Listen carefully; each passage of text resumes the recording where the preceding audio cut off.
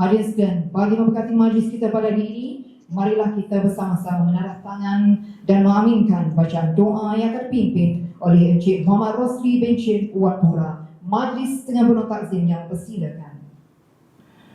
Al-Fatihah.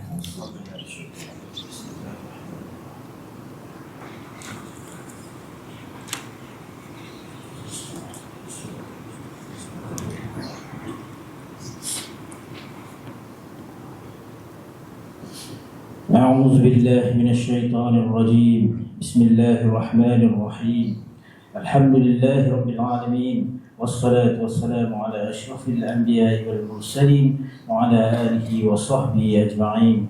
Pada hari yang penuh barakah ini, kami sekalian hamba-hambamu menadah tangan dengan penuh tadarruk, memohon agar Engkau permudahkan perjalanan sesi 5 urus pembentangan Jabatan Laporan Kebangsaan ke-7 bersama pemegang taruh urusan biodiversiti yang disempurnakan oleh Yang Berbahagia Datuk Dira Anis Ridana binti Muhammad Zainuddin, Ketua Setiausaha Kementerian Sumber Asli dan Kelestarian Alam.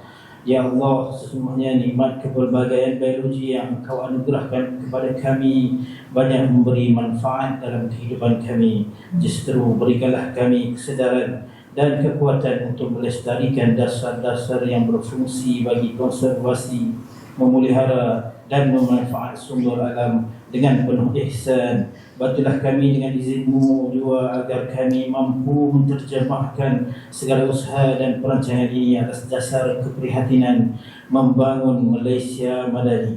Ya Allah, sesungguhnya kami memohon kepadamu agar Engkau permudahkan segala urusan kami dari awal hingga akhir, daripada perancangan hinggalah terlaksana. Jadikanlah ia sebagai pembangkit, menguatkan tekad kami untuk memberi khidmat terbaik kepada ummah dengan penuh adil dan saksama.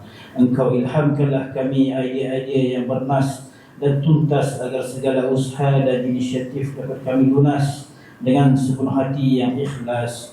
Rabbana atina fid dunya hasanah wa fil akhirati hasanah wa qina adzaban nar. Wa sallallahu ala sayyidina Muhammad wa ala alihi wa sahbihi wa sallam, walhamdulillahi rabbil alamin. Amin amin ya rabbal alamin. Terima kasih ucapkan kepada Encik Muhammad Rosli atas bacaan doa sebentar tadi.